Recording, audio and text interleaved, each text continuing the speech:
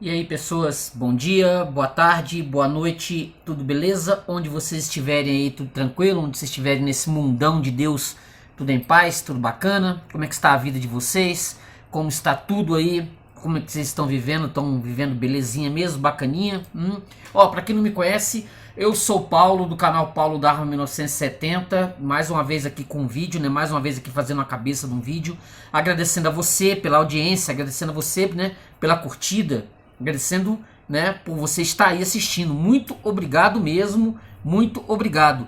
Você que não me conhece, né, você está aqui pela primeira vez, eu sou o Paulo do canal Paulo Dharma 1970, peço a você que se inscreva aí no canal, se inscreve no canal, comenta o vídeo, dá uma comentada, dá uma curtida, dá um like aí, ó, dá um joinha, porque toda vez que você dá um joinha, o vídeo ele é repassado para outras pessoas, ele vai bem, vai aí longe, né? Vai para o Acre, vai para Rondônia, vai para Paris, vai para onde o mundo, né? O mundo deixar, vai para China. Olha, esse vídeo pode baixar na casa de um chinês brasileiro lá, de um japonês, pode ir para bem longe. Ele pode vagar aí pelo universo aí das ondas da internet e a gente não sabe onde vai parar a nossa mensagem, né, o que a gente fala aqui. Então curta o vídeo, se inscreva no canal. Se você quiser ajudar o canal, ó, 988-290-767-91. Nós estamos sempre aqui com um vídeo bacana, toda semana pelo menos 3 vídeos das mais variadas vertentes, né? Nós aqui trabalhamos aqui com um amplo leque de literatura, né? O filme, ou falando de filme, ou falando de quadrinho. A gente está sempre aqui ampliando o nosso universo, beleza? Então curta o vídeo, se inscreva no canal, comenta e a gente volta já já. A gente tem um assunto seríssimo aqui para tratar aqui e eu espero que você fique depois aqui da abertura do Paulo Dharma 1970. Você continue aí e dê a sua, né, sua ajuda aí com o seu likezão aí, beleza? Então voltamos já já. Até já já, valeu!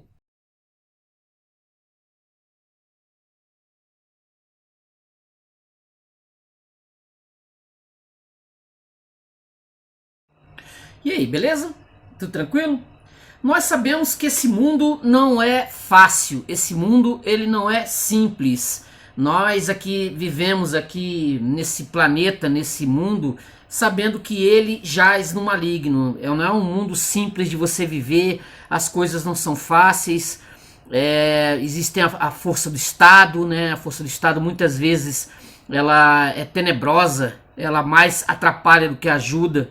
E, por exemplo, como nós vivemos no Brasil, nós sabemos que aqui viver no Brasil não é um ato, não é algo muito simples, muito fácil, né? Todos que vivem no Brasil têm uma margem aí, tem uma régua, tem a régua dos que estão em cima e a régua dos que estão embaixo. Quem está embaixo aqui sabe que as leis são diferentes, sabe que aqui o nosso mundo não é florzinha, não é brincadeira você conviver aqui. Mas assim, você sabe que viver no Brasil não é simples, mas tem locais no mundo que são muito mais difíceis que no Brasil. Por exemplo, pensa você viver na China. Pensa viver na China comunista. Pensa viver naqueles países, na Coreia do Norte. Pensa o que é a Coreia do Norte hoje. Assim, e pensa você sendo um cristão na Coreia do Norte ou pensa você ser um cristão na China. O qual difícil deve ser. Alguns países da África, por exemplo, que estão sobre a força do comunismo. Pensa no que deve ser isso. Eu tô com um livro aqui que eu peguei em PDF na internet, que é o do Richard Wurmbrand, que nasceu em Bucareste no dia 24 de março de 1909 e morreu em Torrance, nos Estados Unidos, em 17 de fevereiro de 2001. Esse livro aqui, ó, em PDF. Se você tiver a curiosidade de procurar na internet, você vai achar fácil. Torturado por amor a Cristo, ou torturado por Cristo. Tem inclusive um filme, ó. Se você ver aqui o cartaz, eu vou deixar logo o cartaz do filme aqui, Torturado por Cristo. Tem um filme que... Esse filme eu não assisti, porque eu primeiro queria ler o livro. Eu queria ler o livro, aí eu falei assim, não, primeiro eu leio, depois eu assisto o filme. E é óbvio, quando eu terminar aqui, eu já vou logo pegar o filme para assistir. Quem que é esse Richard Wurmbrand? Esse Richard Wurmbrand foi um pastor evangélico, pastor escritor evangélico romeno. Se eu não estou enganado, da Igreja Batista, porque no livro dele ele fala bastante dos batistas. E fundador da missão A Voz dos Mártires. ficou conhecido mundialmente por ser preso e torturado pelo regime comunista ateísta da Romênia, antes da queda do Muro de Berlim, né, na Cortina de Ferro.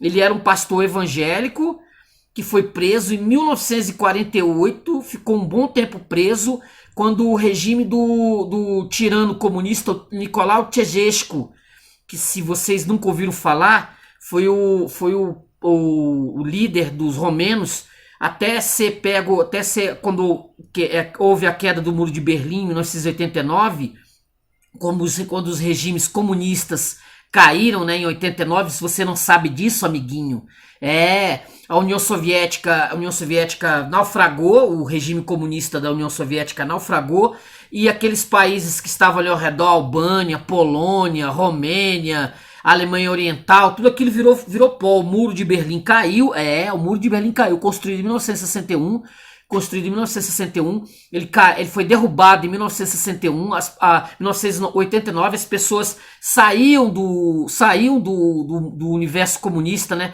Atravessavam a fronteira para vir para cá, pro Ocidente. Teve um dia disso. Você que acha que o socialismo e o comunismo é lindão, Venezuela, né? Venezuela, Cuba, a maioria dos países da América Latina que estão sob regime socialista hoje estão aí comendo pão que o diabo amassou, pode se dizer, né? E o Brasil também caminhando para isso, lindo, maravilhoso, sensacional. Então, esses países com regime comunista, esse Richard Wurmbrand, ele era um pastor evangélico exatamente lá, e ele foi preso. Ficou conhecido mundialmente por ser preso e torturado pelo regime comunista ateísta da Romênia por mais de uma década. Ele ficou cerca de 14 anos. Preso. Preso em as piores prisões que você possa imaginar. Eu vou ler aqui uns trechos daqui a pouquinho do livro dele. Esse livro tem versões mais modernas. A edição que eu peguei dele em PDF é de um livro de 1976. Então não se sonhava ainda, não se imaginava que o regime soviético da Cortina de Ferro fosse acabar, né, uma década depois, em 1989, mais de uma década depois. Mas quando ele publicou o livro, lá pelo começo dos anos 70, no Brasil foi publicado em 1976. Não, talvez em 1970, porque são várias edições, e a edição que eu tenho em PDF é de 1976. Apesar de tudo que sofreu, ele jamais pregou ódio aos comunistas ou reclamou de seus sofrimentos, sempre defendeu que o comunismo deve ser vencido com amor. Mais ou menos. No livro tem outra, ele vai colocar além, né, que não só com amor, porque essas pesquisas, elas são pesquisas bem, são os textos bem clichês.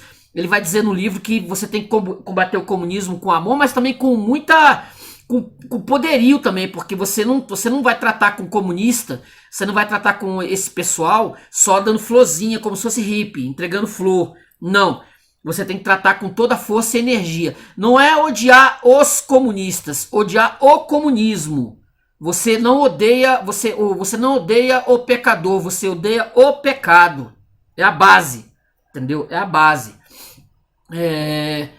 Ele escreveu mais tarde: os anos de prisão não me pareceram tão longos, porque descobri sozinho em minha cela que além da fé e do amor, há em Deus um deleite, um profundo e extraordinário êxtase de felicidade a que nada no mundo pode comparar. Ele foi o mais novo de 4 filhos, nasceu em 1909 em Bucareste, em uma família judaica, ele era judeu. Ele viveu com sua família em Istambul por um curto tempo. Seu pai morreu quando ele tinha 9 anos. Sua infância foi muito cruel e desde muito cedo ele era ateu convicto, conforme ele mesmo relata em alguns textos, em alguns livros. Fiquei órfão nos primeiros anos de vida. Fui criado numa família, onde nenhuma religião era admitida. Então não recebi o cristianismo, não tive nada, né? Ele gostava... Meus estudos eram deficientes, mas tínhamos em casa muitos livros. Antes dos 10 anos eu já havia lido todos e me tornei tão cético quanto Voltaire, a quem eu admirava. Quando ele tinha 11 anos, sua família voltou à Romênia e se aprofundou nos estudos da filosofia marxista, chegando a estudar em Moscou por um curto tempo. Embora tenha sido preso várias vezes pela Seguranta Statului, polícia secreta, mantido na prisão Doftana. Urban tornou-se um notável líder comunista, tornando-se agente da Terceira Internacional Comunista, o Comitê, fundado por Lenin. Aí ele casou com a Sabina Oster, que é a esposa dele, que também foi presa muitas vezes. Em 26 de outubro de 36. Ó, já começou sendo preso em 36. O Urban, que passou pelos estabelecimentos penais de Craiova, Gerla, o Danube Black Sea Canal, Vakarest, Maisum, Cluj, finalmente Jilava, solitária, onde passou 3 anos na solitária. Sua esposa Sabina foi presa em 50, como eu tinha falado. Passou 3 anos em Danube Black Sea Canal, em trabalho escravo. Urban foi libertado da primeira prisão em 56, quando teve o degelo lá do Khrushchev, né, quando se descobriu dos segredos dos crimes de Moscou, né, dos crimes do Stalin, quando houve uma espécie de degelo comunista, né, quando houve os comunistas, a União Soviética fez uma meia-culpa do Stalin, em que muitos comunistas batiam a mão na cabeça. Não, como é que é possível? Oh, meu Deus, Stalin fez isso tudo. Fez. Foi libertado depois de 8 anos e meio. Embora avisado para não pregar, retornou todos os elementos de trabalho na igreja subterrânea. Era o nome da igreja que ele tinha na Romênia, igreja subterrânea. Era tipo uma igreja as igrejas primeiras do primeiro século, onde você tinha o Império Romano e você fazia as pregações, na oculta, sem o Estado mesmo saber. Que se o Estado soubesse, ele ia lá e te pegava, te prendia, como era na época do Império Romano também. Foi preso novamente em 59, condenado a 25 anos. Durante sua prisão foi torturado e espancado. Foi solto pela anistia em 64. Preocupados com a possibilidade de que Urban fosse mais uma vez para a prisão, a Norwegian Mission de Jews e também a Hebrew Christian Alliance negociaram as autoridades comunistas para sua libertação por $10 mil. Foi convencido pelos líderes da igreja subterrânea a sair do país para se tornar a voz da igreja perseguida. E aí ele criou a Voz dos Mártires, que é uma organização, né, interdominacional cristã, dedicada a ajudar a igreja perseguida no mundo inteiro. Isso existe até hoje, tá? A Voz dos Mártires foi fundada em 67 pelo pastor Richard Urban, que ficou preso 14 anos na Romênia por sua fé em Cristo. Sua esposa Sabina ficou presa por 3 anos. Na década de 60, Richard, Sabina e seu filho Mihail foram extraditados da Romênia. Através de suas viagens, os Urbans espalharam a mensagem das atrocidades que os cristãos enfrentaram em países restritos ao estabelecer uma rede de escritórios dedicados a ajudar a igreja perseguida.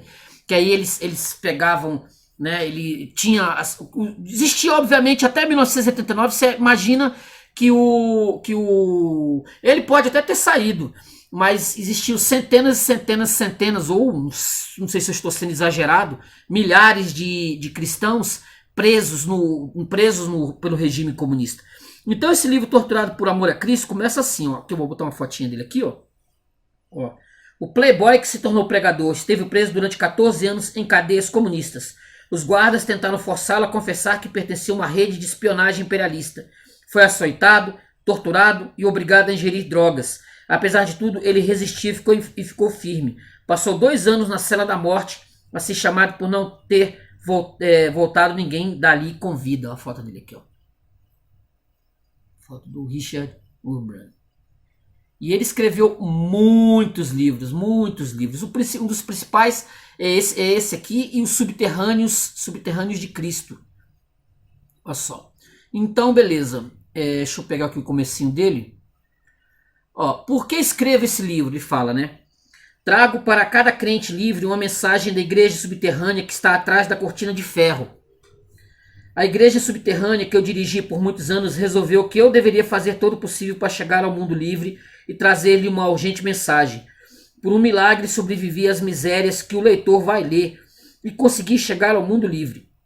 Neste livro trago a mensagem da qual fui incumbido pela fiel e sofredora igreja subterrânea dos países comunistas. Assim para que a mensagem da igreja subterrânea receba da parte do leitor completa e urgente consideração, dou em primeiro lugar o meu próprio testemunho e narrarei a seguir a obra da referida igreja.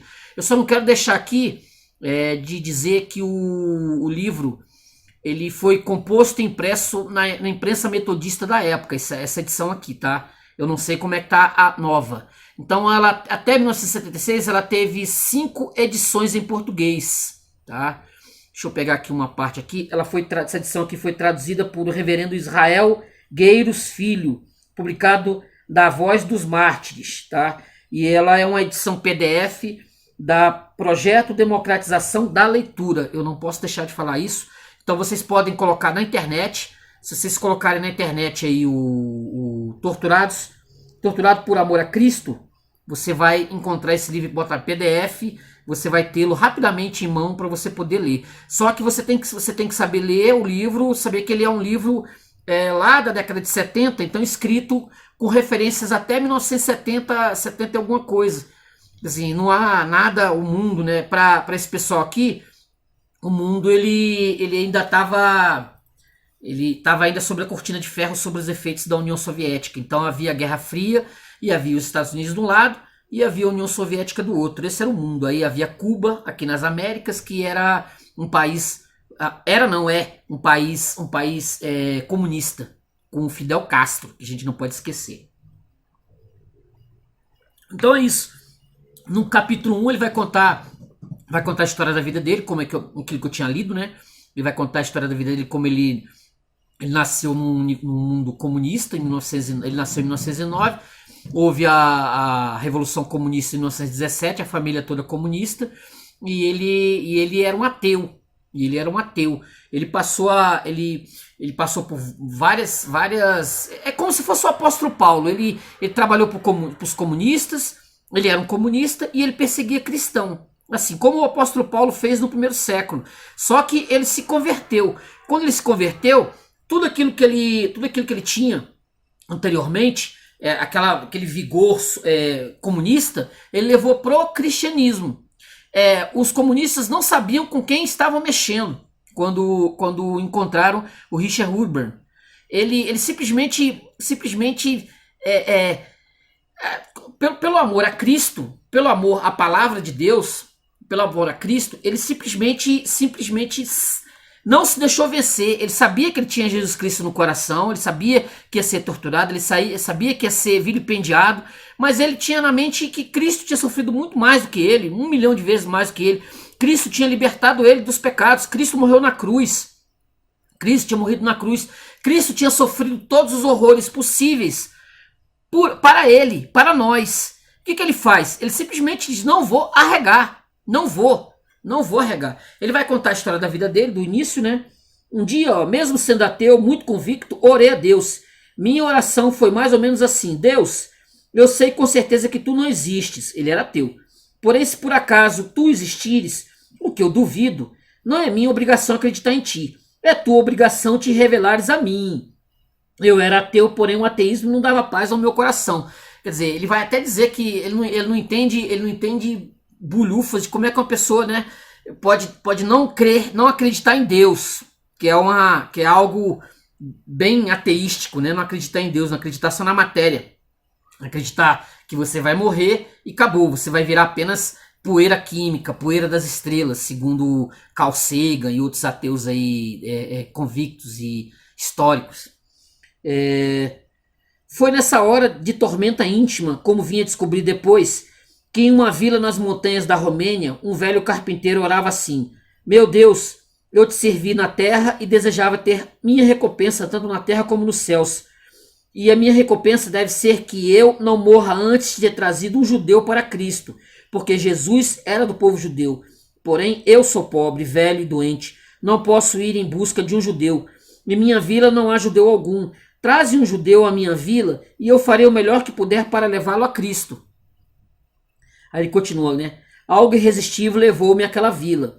Não tinha, nada tinha para fazer ali. A Romênia tem 12.000 vilas. Porém, uma bela jovem havia sido cortejada. Ele viu em mim uma resposta às suas orações e deu-me uma Bíblia para ler. Eu a havia lido antes várias vezes por motivos culturais, porém a Bíblia que ele me havia dado era de um tipo diferente.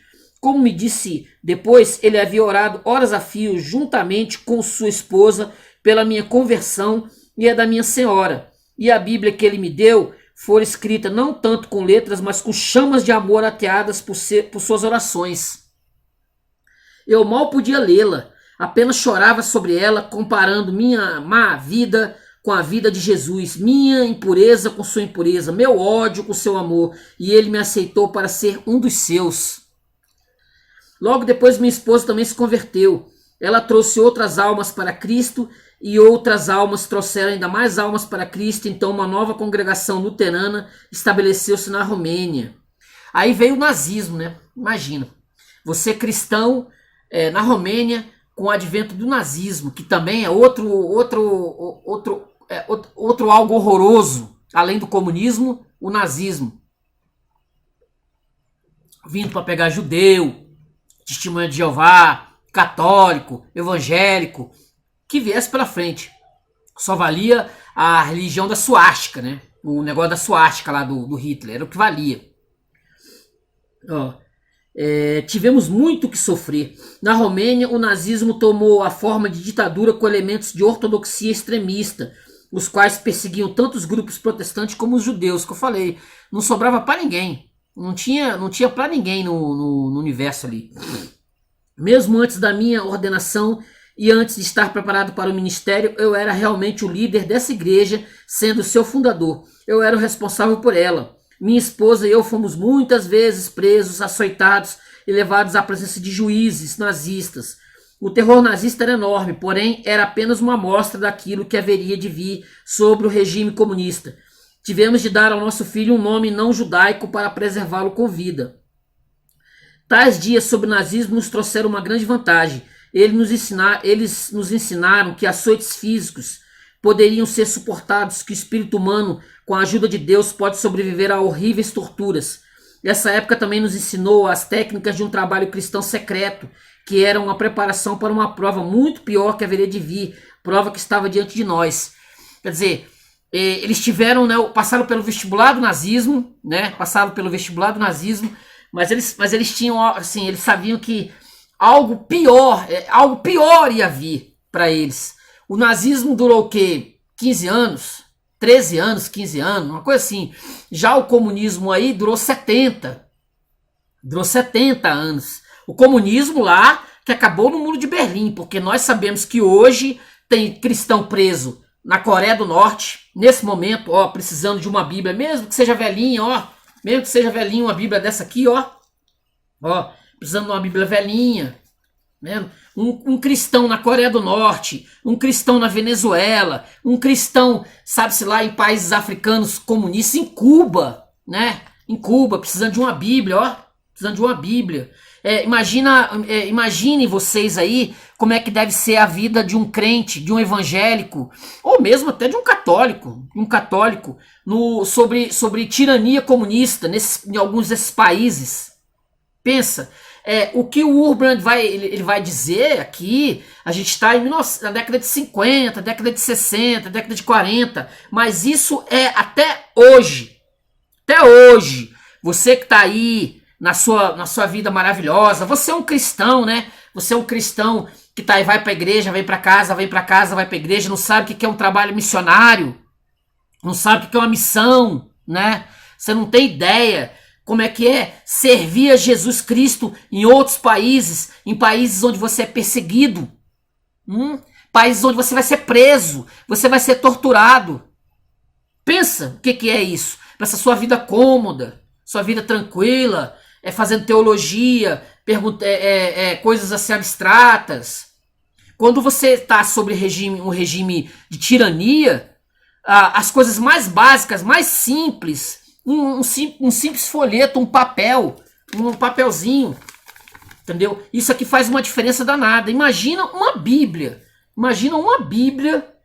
entendeu? Em locais onde você não tem a menor chance de ter uma. Em locais onde você não tem a menor chance de ter a palavra de Deus em mão. Aqui nós temos aos quilos, né? E muitas vezes nem pegamos. Muitas vezes deixamos de lado. Muitas vezes a gente larga de lado a palavra de Deus para mexer com outras coisas. Ó, a palavra de Deus. Isso aqui é ouro em alguns locais. Pensa o tanto que isso aqui deve ter um valor extraordinário, por exemplo, em países como Coreia do Norte, por exemplo. Imagina o que deve ser. Não é brincadeira, gente, não é brincadeira. Esse mundo não é fácil, esse mundo não é simples, como eu disse. Ele é cheio de tiranias, cheio de estados tirânicos. Tem a tirania do outro, né? A tirania do indivíduo e a tirania do outro. Mas nós amamos a esse outro. Nós odiamos o pecado. Nós odiamos o pecado. Já a figura, seja o próprio, sei lá, o próprio Lula, mas assim, nós não odiamos o Lula, nós amamos o Lula, nós odiamos o pecado dele, nós odiamos o comunismo dele, isso é bem diferente. Nós não odiamos o Lula de forma alguma, ou qualquer líder comunista, não odiamos. E se Deus der a oportunidade, o Lula vivo, o Lula aí com saúde, nós vamos lá e vamos pregar a palavra de Deus para ele. Simples. E para o Maduro, por exemplo, não odeio o Maduro, nós não odiamos. Os evangélicos não odeiam Nicolás Maduro, odeiam o pecado do Nicolás Maduro. A conversão dele. Já imaginou o Nicolás Maduro crente? Já pensou? Já paraste para pensar? O tanto que o povo ia deixar de sofrer? O tanto que o povo venezuelano... Já imaginou você chegar em Cuba e pregar para o líder lá, para o irmão do Fidel Castro, e o irmão do Fidel Castro se converter e trazer o evangelho para a ilha? Ó, já pensou? Essas são as coisas maravilhosas. Deus dá o caminho. Deus é o caminho, a verdade e a vida, Jesus Cristo. Já pensou esses homens convertidos? Ó, que beleza, né? Olha só aqui, ó. Por causa do meu remorso de ter sido ateu, ansiava desde o primeiro dia da minha conversão poder testemunhar aos russos. Os russos são um povo educado, desde a meninice no ateísmo. Meu desejo de testemunhar aos russos já foi consumado. Sua realização começou nos tempos nazistas, porque tínhamos na Romênia muitos milhares de russos como prisioneiros de guerra e podíamos fazer trabalhos evangelísticos entre eles. Era um trabalho dramático e muito comovente. Nunca me esquecerei do meu primeiro encontro com um prisioneiro russo. Ele me havia dito que era engenheiro. Perguntei-lhe se cria em Deus. Se ele houvesse dito não, jamais me incomodaria tanto. É direito de cada homem crer ou descrer. Porém, quando lhe perguntei se cria em Deus, ele levantou os olhos para mim, sem me entender, e disse: não tenho ordem militar para crer. Se eu tiver uma ordem, crerei. Lágrimas correram no meu rosto, senti meu coração quebrantado. Diante de mim estava um homem com uma mente morta, um homem que havia perdido o maior dom que Deus dera à humanidade, o de ser um indivíduo. Ele havia passado por uma lavagem cerebral e se tornado um instrumento nas mãos dos comunistas, preparado para crer ou não crer em uma ordem. Não podia mais pensar por si próprio, era um russo típico, depois de todos esses anos de domínio comunista, depois do choque de ver o que o comunismo tem feito com a pessoa humana, prometi a Deus dedicar a minha vida a estes homens para trazer-lhes de volta a sua personalidade e dar-lhe fé em Deus e em Cristo. Aí eu vou pular aqui uma passagem aqui, porque já eu vou fazer a leitura dos horrores das torturas, das prisões, que é onde eu quero chegar, que é aí que é o pulo do gato do negócio, da brincadeira.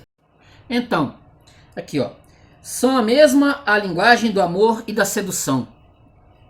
Desde que os comunistas assumiram o poder, cuidadosa e astutamente para os seus propósitos, têm seduzido a igreja. A linguagem do amor e a da sedução não diferem. Quem deseja uma jovem para ser sua esposa e quem a deseja por apenas uma noite para depois a desprezar, ambos dizem eu te amo. Jesus ensinou-nos a distinguir a linguagem da sedução da do amor, bem como a distinguir entre os lobos vestidos de ovelhas e as ovelhas de verdade. Quando os comunistas assumiram o poder, milhares de padres, pastores e ministros não sabiam como distinguir as duas vozes. Os comunistas organizaram um congresso de todos os grupos cristãos no edifício do nosso parlamento. Ali estavam 4.000 padres, pastores e ministros de todas as denominações. Esses 4.000 padres e pastores escolheram Joseph Stalin como presidente honorário do Congresso. Ao mesmo tempo, era presidente do Movimento Mundial dos Ateus e Assassinos dos Cristãos. Um após outro, bispos e pastores se levantou no nosso parlamento e declararam que o comunismo e cristianismo são fundamentalmente a mesma coisa e podiam muito bem coexistir. Um após outro, os ministros ali presentes pronunciaram palavras laudatórias ao comunismo e asseguraram ao novo governo a lealdade da igreja. Que horrível.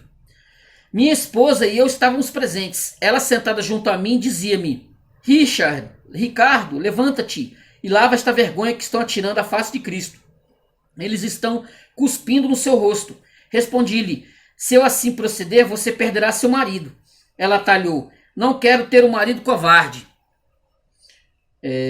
Então me levantei e falei ao Congresso, exaltando não aos matadores de cristãos, mas a Cristo e Deus, e afirmei que a nossa lealdade é devida em primeiro lugar ao Senhor. Os discursos nesse Congresso estavam sendo irradiados. Por todo o país se ouvia a proclamação do Evangelho feito da tribuna do parlamento comunista. Depois tive de pagar por isso, mas valeu a pena. Ortodoxos e protestantes disputavam entre si a entrega de cada um ao comunismo. Um bispo ortodoxo colocou em sua batina a foice e o martelo, pedindo aos seus subalternos que não mais o chamassem de sua graça, mas de camarada bispo. Assisti ao congresso dos batistas na cidade de Resita, congresso sob a bandeira vermelha, que o hino da União Soviética foi entoado por todos os presentes de pé. O presidente dos batistas afirmou que Stalin o que fez foi realizar a vontade de Deus e também o elogiou como um grande professor de Bíblia. Padres ortodoxos como Patrauskui e Rosainu foram mais específicos, tornaram-se agentes da polícia secreta. Rapp, bispo representante da Igreja Luterana da Romênia, começou a ensinar no seminário teológico que Deus deu 3 revelações, uma por Moisés, outra através de Jesus e a terceira através de Stalin. Que beleza, hein? Que lindo, hein? Ó, o Stalin, né? Esta última superando a anterior. Querido rei Miguel, e esmurrando a mesa, disse: vocês têm de nomear comunistas para o governo. Nosso exército e polícia foram desarmados, e dessa maneira, através da violência e odiados por quase todos os comunistas assumiram o poder. Isso não se deu sem a cooperação dos governantes americanos e britânicos daqueles dias. Os homens não são responsáveis perante Deus apenas por seus pecados pessoais, mas igualmente pelos seus pecados cometidos no plano nacional. A tragédia de todas essas nações cativas é uma responsabilidade dos corações de crentes americanos e britânicos. Os americanos devem saber que têm ajudado involuntariamente os russos a estabelecer sobre nós um regime de assassínio e terror. Deve expiar sua falta agora, ajudando os povos cativos a vir à luz de Cristo. Os americanos não fizeram nada. Ficou aí 50 anos, 40 anos aí, aquela Guerra Fria, as pessoas sofrendo nas mãos dos comunistas, tanto que só quando teve o Ronald Reagan, a Margaret Thatcher, o João Paulo II, que era um notório anticomunista, né, que ele era polonês, o homem nasceu sobre o regime comunista, viveu sob o regime comunista, então ele odiava o comunismo. Ele não odiava os comunistas, ele odiava o comunismo. Aí a luta dele, quando entrou em 1978 como Papa, aí ele juntou com a Margaret Thatcher e Ronald Reagan e foram detonar com a União Soviética. Detonar com os regimes comunistas, passear pelo mundo ocidental e sarapatear. Até que o regime comunista se deteriorou em 89, caiu o Muro de Berlim e essas pessoas achavam que o comunismo tinha acabado. Mas o comunismo ele nunca acaba. Ele nunca acaba. Só Deus vai pôr fim a essa maldição. Só Deus, só a vontade de Deus. Os homens até podem tentar, mas se não for da vontade de Deus, não vai rolar. Não vai rolar. Mas tem que se lutar contra isso. Lutar contra essa ideologia do mal. Essa ideologia muitas vezes pior do que a ideologia do Adolf Hitler lá, que Deus o tenha, né? Maldito seja. Lá dos nazistas. Mas o nazismo foi extirpado. O comunismo continua zanzando aí até hoje. Inclusive a Igreja Católica, com a teologia da libertação, está completamente tomada. Está completamente tomada. O próprio Olavo de Carvalho falou que ele não tinha, ele tinha severas restrições com relação aos protestantes. Mas ele disse que se não fosse os protestantes no Brasil, o cristianismo, se dependesse da Igreja Católica, já tinha dançado, tinha acabado no Brasil. Não existiria mais cristianismo no Brasil. Só por aí você tem uma ideia de como é que o negócio é terrível. Teologia da libertação. Ortodoxos e protestantes disputavam entre si a entrega de cada um ao comunismo. Um bispo ortodoxo colocou em sua batina a foice e o martelo, pedindo aos seus subalternos que não mais chamassem de sua graça. Aqui, ele vai querer aqui, né? Deve ficar entendido que os verdadeiros batistas, aos quais muito amo, não concordaram com isso, não concordaram com a entrega, né, de colocar o Stalin como líder, dos batistas da igreja evangélica. Imagina Stalin como um grande entendedor da Bíblia. E permanecendo fiéis a Cristo. Não concordaram com isso, permanecendo fiéis a Cristo, pelo que muitos sofreram. Entretanto, os comunistas elegeram seus líderes, e eles não tiveram outra alternativa senão aceitá-los. A mesma situação continua, aí ele vai falar aqui, né? Continua hoje com a mais alta liderança religiosa. Você tem que pensar que hoje um dos líderes da Igreja Católica, o Papa, ele é o zero e vezeiro disso aqui. Ele é um líder católico, mas ele é socialista, ele é comunista também. Quer dizer, o católico tem que dormir com um barulho desse, né? Tem que dormir com isso e acordar também, né? Depois de João Paulo II, depois de líderes que odiavam o comunismo, aí você tem esse Papa aí, que eu não sei o nome, esse Papa argentino, que também é comunista, né? Que faz parte da Internacional, do universo socialista, da teologia da libertação. Ele deve bater palminha para esse negócio, né? Eles tinham dois ramos. O primeiro era o nosso trabalho secreto entre 1 milhão de soldados russos. O segundo era o nosso ministério secreto entre o povo escravizado da Romênia. Russos, um povo de alma sedenta. Pregar o evangelho aos russos é o mesmo que experimentar o céu na terra. Já preguei a homens de muitas nações, porém nunca vi gente para absorver o evangelho como os russos. Eles de fato têm almas sedentas. Um padre da igreja ortodoxa, muito amigo meu, telefonou-me e contou-me que um oficial russo o havia procurado para se confessar. Meu amigo, porém, não conhecia a língua russa. Sabendo que eu falava esse idioma, deu o meu endereço ao oficial. No dia seguinte, ele veio ao meu encontro, amava a Deus e o buscava, mas nunca havia visto uma Bíblia, nunca assistira a trabalhos religiosos. Igrejas na Rússia são muito raras, ele coloca aqui entre parênteses. Não tiveram nenhuma educação religiosa, porém amava a Deus sem ter o menor conhecimento dele. Um padre da igreja ortodoxa, muito amigo meu, telefonou-me e contou-me que um oficial russo o havia procurado para se confessar. Não tiveram nenhuma educação religiosa. Comecei a ler para ele o Sermão da Montanha e as parábolas de Jesus. Depois de ouvi-las, dançou ao meu redor da sala com grande alegria e exclamou: que beleza, maravilhosa! Como é que eu poderia viver sem conhecer este Cristo? Foi a primeira vez que vi uma pessoa tão arrebatada de alegria no Senhor. Prosseguindo, cometi um erro. Li para ele a narrativa da paixão e da crucificação de Jesus, sem tê-lo ainda preparado para tanto. Ele não esperava, e quando ouviu do sofrimento de Cristo, como foi crucificado e finalmente morreu, caiu em uma poltrona e começou a chorar amargamente. Havia crido em um Salvador e agora este estava morto. Olhei para aquele homem e fiquei envergonhado por haver chamado de crente e pastor, mestre do rebanho, e nunca havia partilhado dos sofrimentos de Cristo. Com esse oficial russo agora fazia. Ao fazê-lo, senti como se estivesse a ver Maria Madalena chorando ao pé da cruz, e mesmo quando Cristo já era cadáver, no túmulo. Meu Deus, né? Então li a história da ressurreição. Ele não sabia que Cristo havia ressuscitado dos mortos. Quando ouviu tão maravilhosas novas, bateu em seus joelhos e proferiu palavras não muito dignas, porém eu as considerei de grande valor, pois esta era a sua rude maneira de se expressar.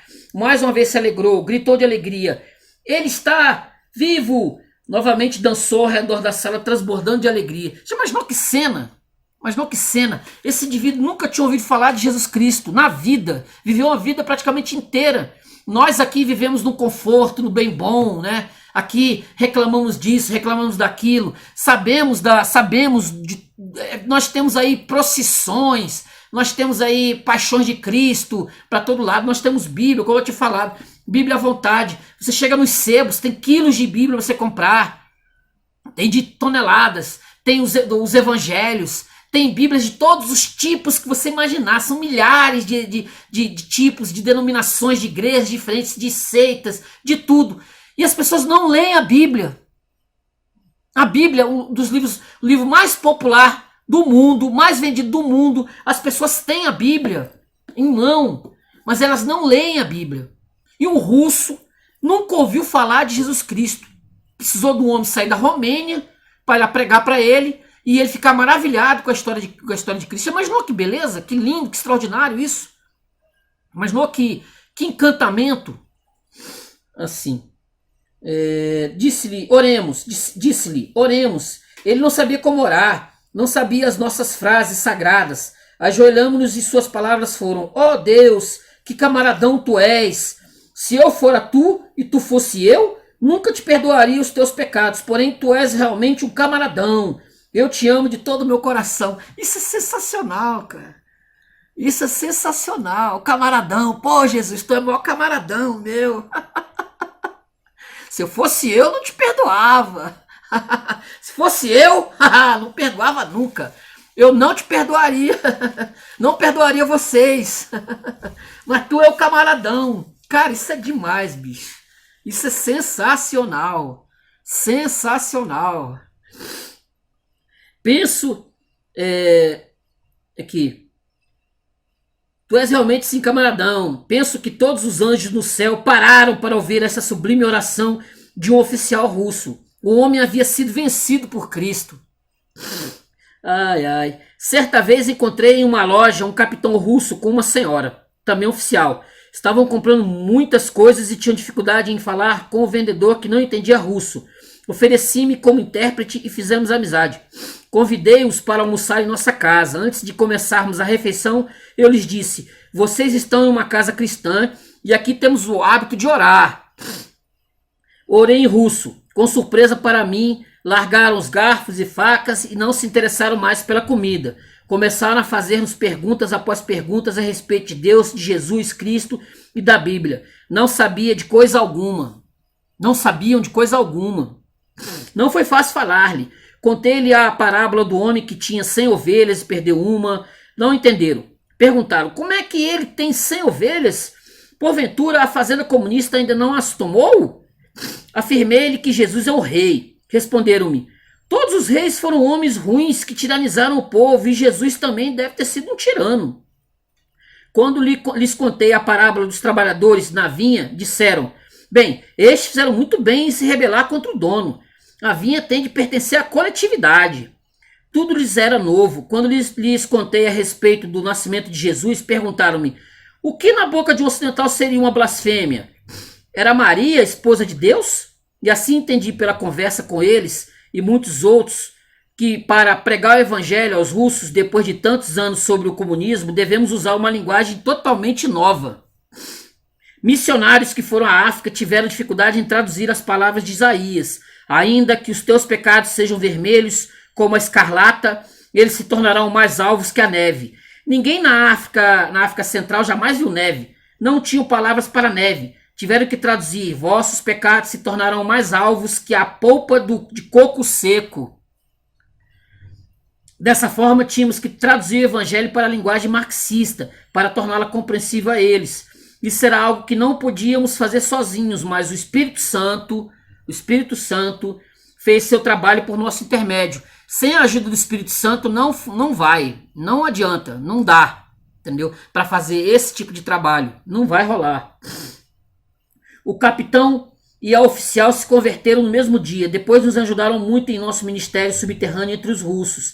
Secretamente imprimíamos milhares de evangelhos e outros tipos de literatura cristã e distribuímos entre os russos. Através dos soldados russos convertidos, podíamos contrabandear para a Rússia muitas bíblias e porções bíblicas. Que eu falei, tem até uma história que ele vai contar aqui, ele dá uma bíblia lá para um grupo, cada um reparte essa bíblia em várias partes. Cada um fica com a parte dela. Né? Cada um fica com a parte da Bíblia. Imagina que coisa maravilhosa isso, gente. Coisa maravilhosa. Eles rasgaram, imagina uma página aqui da Bíblia. Imagina uma página. Isso aqui tem um valor que vocês não entendem. Você que está aí na sua vidinha, você crente que está aí na sua vidinha, né, que vai para a igreja, vai lá, vê a pregação, volta para casa, assiste o culto, canta hino, não sei o quê. Vocês não sabem o que é viver num local onde você só... Imagina em Cuba, um pedacinho de uma página da Bíblia, isso aqui tem um valor enorme. Uma página aqui, ó. Uma página. Você não tem noção do que é isso. Noção do que é isso. Infelizmente, eu tenho que te dizer a real. Você não tem noção do que é essa situação. Como é que é viver sobre um regime comunista. Um regime de tirania.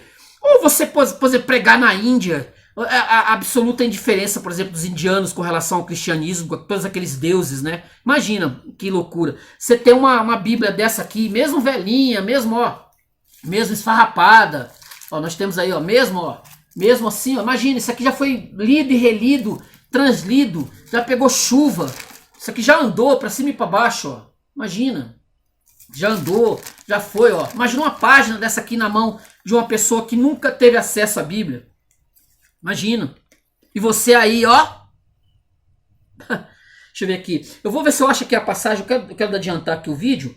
Ver se eu acho aqui que ele vai fazer várias pregações. Vai pregar para muitos russos, né? E cada russo vai ter uma história extraordinária, né? De como é que os russos eles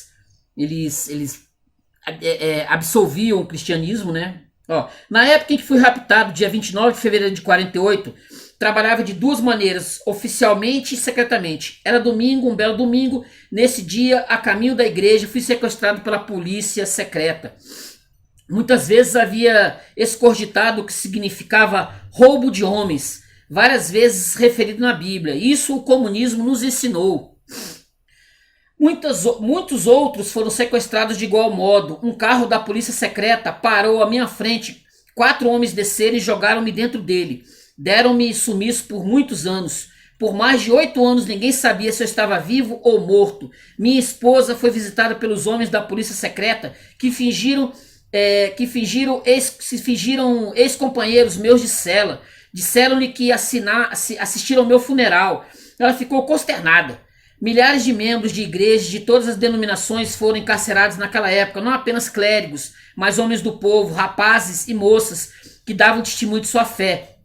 As prisões ficaram repletas e na Romênia, como em todos os países comunistas, estar na prisão significa ser torturado. Nessas belezinhas aqui que você tem aqui, que os caras vivem na cadeia, parece que estão num salão de festa, né? Com celular, comendo, bebendo, dormindo, jogando futebol. Não é bem isso, não é bem isso. Não é bem isso. Pensa você uma prisão lá comunista, lá na Coreia do Norte. Vai lá para você ver o que deve ser, a beleza que é. Não é nenhuma maravilha. As torturas eram muitas vezes horríveis. Prefiro não falar muito a respeito daquelas porque passei. Quando faço, não consigo dormir à noite. É muito doloroso. Em outro livro, no Subterrâneo de Deus, que tem que ser lido também, Subterrâneo de Deus, em God's Underground, relato com abundantes detalhes todas as nossas experiências com Deus no cárcere. É um livro que eu vou ler. Esse eu vou ler também e vou fazer resenha. Torturas indescritíveis. Um pastor chamado Floresco foi torturado com atiçadores de ferro em brasa e com facas. Foi açoitado horrivelmente. Ratos famintos eram introduzidos em sua cela através de um cano grosso. Ele não podia dormir, pois tinha de se defender o tempo todo. Se descansasse um só momento, os ratos o atacariam. Foi forçado a ficar de pé por 2 semanas, dia e noite. Os comunistas queriam forçá-lo a trair seus irmãos, porém não o conseguiram.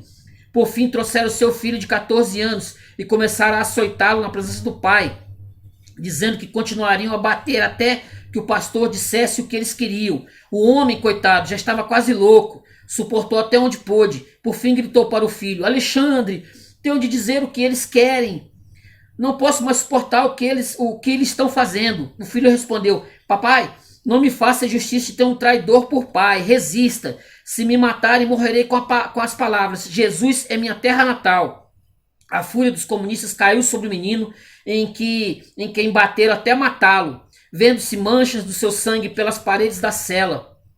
Morreu louvando a Deus. Nosso querido irmão Floresco nunca mais foi o mesmo depois do que presenciou.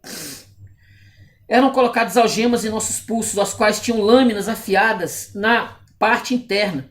Se ficássemos totalmente parados, elas não nos cortavam, mas nas celas muito frias, quando tremíamos, nossos pulsos eram cortados pelas lâminas. Crentes eram pendurados em cordas, de cabeça para baixo, e açoitados tão severamente que seus corpos balançavam de um lado para o outro sob a força das pancadas. Eram colocados em refrigeradores, celas refrigerantes tão frias que se formava uma camada de gelo na parte interna. Eu próprio fui jogado em uma dessas celas com bem pouca roupa. Médicos da prisão observavam-nos através de uma abertura até verem sintomas de morte por congelamento. Nesse ponto, davam sinal e os guardas nos tiravam, então éramos aquecidos. Quando já estávamos adquirindo calor, éramos imediatamente colocados de novo nas células congeladoras, e isso repetidamente. Descongelar, depois congelar, até 1 ou 2 minutos antes da morte, e então descongelar novamente. Isso continuava indefinidamente. Até hoje, algumas vezes, não suporto abrir um refrigerador. Nós, crentes, éramos colocados em caixões apenas um pouco maiores do que nós. Não havia lugar para qualquer movimento.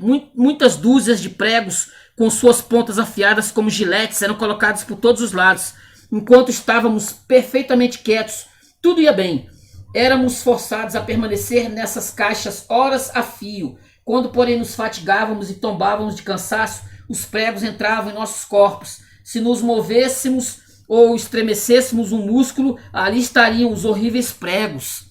Vocês pensam o que é isso? O que horrível, que horror é isso? E eu vou continuar aqui. O que os comunistas têm feito aos crentes ultrapassa qualquer possibilidade de entendimento da mente humana. Vocês acham que acabou?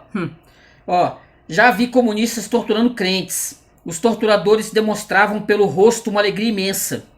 Enquanto torturavam, bradavam: nós somos o diabo. Lutamos não contra a carne e o sangue, mas contra os principados e potestades do mal. Efésios 4. Vimos que o comunismo não provém dos homens, mas do diabo. É uma força espiritual, uma força do mal, e só pode ser enfrentada por uma força espiritual mais poderosa, o Espírito de Deus. Muitas vezes perguntei aos torturadores: vocês não têm piedade no coração? Comumente respondiam com uma citação de Lenin, de que não se pode fazer omelete sem primeiro quebrar os ovos, e não se corta a madeira sem fazer os pedaços dela voarem. Eu replicava: eu também conheço tal citação de Lenin. Há, porém, uma diferença. Quando se corta um pedaço de madeira, ela não sente nada. Mas vocês estão lidando com seres humanos. Cada açoite produz dor, e há mães que choram. Era em vão. Eles são materialistas. Para eles nada existe além de matéria. E o homem é para eles como matéria ou casca de ovo. Com tal crença, eles se enterravam na incrível profundeza de sua crueldade. A crueldade do ateísmo é difícil de se acreditar. Quando o homem não crê na recompensa do bem ou no castigo do mal, não vê razão para ser humano. Não há como reprimir a ação do mal profundamente enraizada no homem. Os torturadores comunistas muitas vezes afirmavam: não há Deus, nem vida futura, nem castigo pelo mal. Podemos fazer o que queremos. Já ouvi até um até dizer: dou graças a Deus, em quem não creio, que vivi até hoje para manifestar toda a crueldade do meu coração. Ele a manifestava com incrível brutalidade e tortura infligidas aos prisioneiros. Sinto muito se um crocodilo devora uma pessoa, porém não posso repreendê-lo. É um crocodilo, não é um ser moral. De igual modo, nenhuma repreensão pode produzir efeito nos comunistas, visto que o comunismo destruiu tudo, neles tudo e qualquer senso moral. Por isso se gloriavam abertamente por não terem piedade.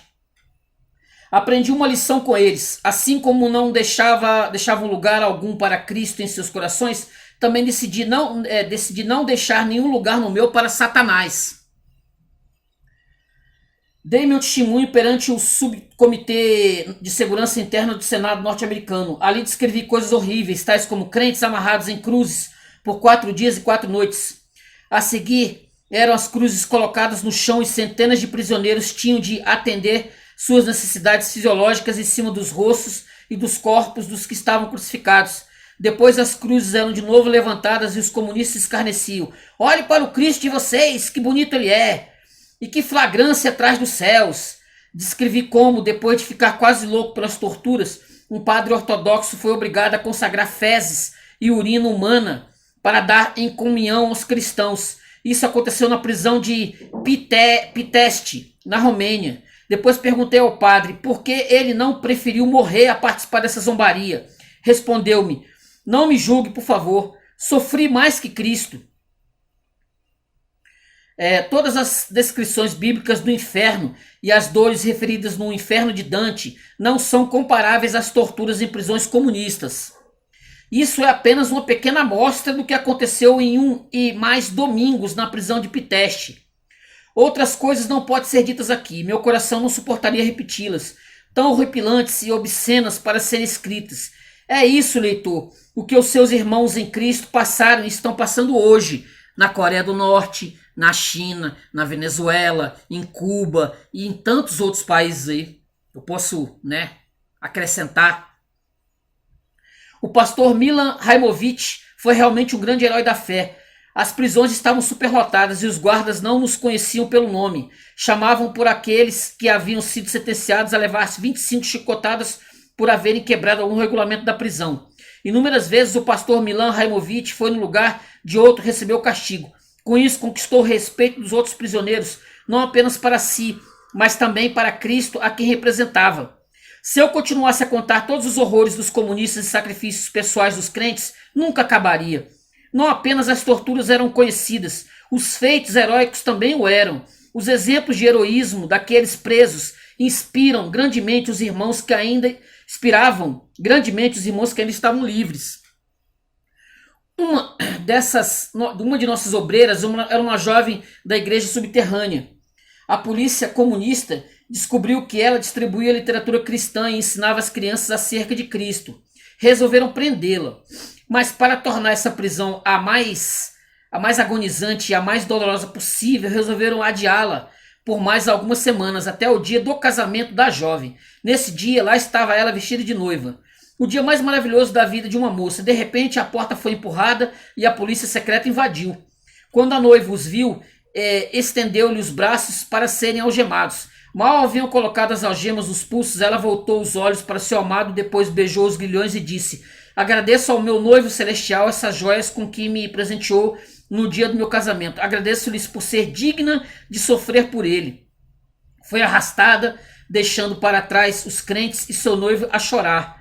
Estes sabiam o que acontece a moças crentes nas mãos dos guardas comunistas. Depois de 5 anos, foi libertada, uma mulher alquebrada e destruída, aparentando ter uns 30 anos. Seu noivo ainda a esperava. Ela afirmou que era o mínimo que poderia fazer por seu Cristo. Tão belos crentes se encontravam na igreja subterrânea. O que é lavagem cerebral? Ocidentais provavelmente já ouviram falar de lavagem cerebral na guerra da Coreia e agora no Vietnã, nessa época aqui, E imagina depois também, Eu próprio já passei por esse processo. É a mais horrível das torturas. Por anos a fio, tínhamos de nos sentar durante 17 horas diariamente escutando: o comunismo é bom, o comunismo é bom, o comunismo é bom, o comunismo é bom, o cristianismo é uma estupidez, o cristianismo é uma estupidez, o cristianismo é uma estupidez, desista, desista, desista, desista. Durante 17 horas diariamente, por dias, semanas e meses a fio. Vários crentes me perguntaram como podemos resistir à lavagem cerebral. Há apenas um método de resistência a ela. É a lavagem do coração. Se o coração estiver purificado pelo amor de Jesus Cristo, se o ama, pode-se resistir a toda e qualquer tortura. Que não faria uma noiva para o seu noivo, que não faria uma mãe para o seu filho. Se você ama a Cristo como Maria o amava, ela que o teve como criança em seus braços, se você, leitor, ama a Jesus como uma noiva a seu noivo, pode resistir a tais tormentos. Deus nos julgará não de acordo com o quanto podemos suportar, mas de acordo com o quanto podemos amar. Sou testemunha dos crentes em prisões comunistas de que eles puderam amar, poder amar a Deus e aos homens. Os suplícios e brutalidades continuavam sem interrupção. Quando eu perdia os sentidos ou ficava tão entorpecido para dar aos torturadores qualquer esperança de confissão, era conduzido à minha cela. Ali era atirado sem nenhuma consideração e quase morto para me reanimar um pouco, a fim de que pudessem voltar a trabalhar em mim. Muitos morreram nesse ponto, mas de alguma maneira minhas forças voltavam. Nos anos seguintes, em várias prisões, quebraram-me 4 vértebras e muitos outros ossos. Golpearam-me em uma dúzia de lugares, recebi queimaduras no corpo e 18 ferimentos penetrantes. Médicos em Oslo, Noruega, vendo tudo isso e as cicatrizes da tuberculose que também tive, declararam que o fato de estar vivo hoje é um puro milagre. Ele falando, né? Segundo seus livros de medicina, deveria eu estar morto há anos. Eu próprio reconheço ser um milagre. Deus é um Deus de milagres. Creio que Deus operou esta maravilha para que muitos pudessem ouvir a minha voz bradar em favor da igreja subterrânea de trás da cortina de ferro. Permitiu que eu saísse vivo para fazer soar bem alto a mensagem do sofrimento de vocês, fiéis irmãos. Aí ele teve um breve período de liberdade e depois ele foi preso de novo.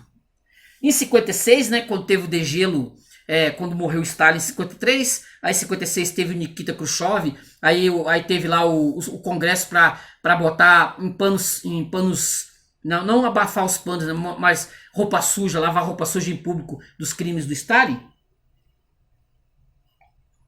O homem que muitos pastores eram líder da igreja, né, e conhecia a Bíblia pra caramba, né.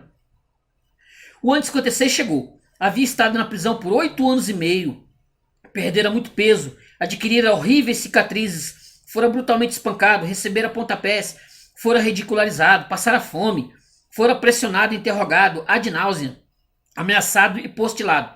Nada disso havia dado o resultado que meus capturadores desejavam, e assim desencorajados soltaram-me. Além disso, estavam recebendo protestos por me haverem prendido. Foi-me permitido voltar à minha posição anterior por apenas uma semana. Preguei 2 sermões. Chamaram-me e disseram que não poderia continuar pregando nem participar de nenhuma atividade religiosa. Que havia eu dito? Aconselhei meus paroquianos a ter paciência, paciência e mais paciência. Isso significava que você está dizendo a eles que tenham paciência e os americanos virão e os livrarão? Era o que a polícia gritava para mim. Tampouco eu havia dito que o mundo dá muitas voltas e os tempos mudam. Vocês estão querendo dizer que os comunistas não vão continuar a dominar. São mentiras contra-revolucionárias, berravam eles. Assim foi que chegou ao fim meu ministério público. Provavelmente as autoridades criam que eu estivesse com medo de desafiá-las e de voltar ao evangelismo subterrâneo. Nisso é que estavam enganados. Secretamente voltei ao trabalho que fazia antes. Minha família sustentou-me moralmente. Outra vez testemunhávamos a grupos escondidos, indo e voltando como uma assombração sob a proteção daqueles em quem se podia confiar. Dessa vez eu tinha as cicatrizes em que apoiar minha mensagem a respeito do mal do ponto de vista atipístico, e para encorajar algumas almas hesitantes a crer em Deus e a ser valente. Dirigi uma rede secreta de evangelistas que se empenhavam na divulgação do evangelho sob os olhos providencialmente cegos dos comunistas. Afinal, se alguém pode ser tão cego ao ponto de não ver a mão de Deus a agir, poderá também não ver um evangelista em ação. Finalmente, o interesse incessante da polícia em minhas atividades e em saber por onde eu andava findou. Fui descoberto outra vez e novamente preso. Por alguma razão, dessa vez não prenderam minha família, talvez por causa da publicidade feita a meu respeito. Tivera 8 anos e meio de prisão e 3 anos de liberdade relativa. Agora é ser preso por mais 5 anos e meio. Minha segunda prisão foi, sob muitos aspectos, pior que a primeira. Sabia perfeitamente o que estava por vir. Minha condição física tornou-se péssima, quase que imediatamente. Mas continuávamos o trabalho subterrâneo da igreja subterrânea, nas prisões subterrâneas comunistas. Fizemos um acordo. Nós pregávamos, eles nos batiam. Proibiram-me terminantemente de pregar a outros prisioneiros. Ficou entendido que quem fosse apanhado pregando receberia uma tremenda surra. Vários de nós resolvemos pagar o preço do privilégio de pregar. Portanto, aceitamos as condições deles. Era um acordo. Nós pregávamos e eles nos batiam. Éramos felizes pregando, estávamos felizes em nos espancar. Por consequente, todos estavam felizes. A cena que vou descrever repetiu-se mais vezes de quantas me é possível lembrar. Um irmão estava pregando a outros presos quando os guardas repentinamente entraram, surpreendendo-o na metade de uma frase, arrastaram-no pelo corredor até o salão de surras. Depois do que parecia uma surra que não acabava mais, traziam-no de volta e o jogavam, moído e sangrento, no chão do cárcere. Vagarosamente se reanimava, doloridamente ajeitava a roupa e dizia: agora, irmãos, em que ponto estava quando fui interrompido? E continuava a sua mensagem do evangelho. Já presenciei coisas belas assim. Algumas vezes os pregadores eram leigos, homens simples, inspirados pelo Espírito Santo. Muitas vezes pregavam maravilhosamente, punham todo o seu coração no que diziam, pois pregar sob tais circunstâncias de castigos não era coisa fácil. Os guardas vinham, levavam o pregador e os bordoavam até quase morrer. Na prisão de Gerla, um crente de nome Greco foi sentenciado a apanhar até morrer. Nisso tiveram de gastar algumas semanas. Ia sendo espancado vagarosamente, uma vez na sola dos pés com um cacetete de borracha e deixado para um lado. Depois de alguns minutos, outro golpe. Alguns minutos mais, ainda outro. Levou pancada nos testículos. Veio o médico, aplicou-lhe uma injeção, recuperou os sentidos e lhe deram boa alimentação para recobrar as forças. Então foi espancado outra vez até morrer sobre essa pancadaria vagarosa e repetida. Um dos que presidiu a esse suplício chamava-se Heck, membro do Comitê Central do Partido Comunista.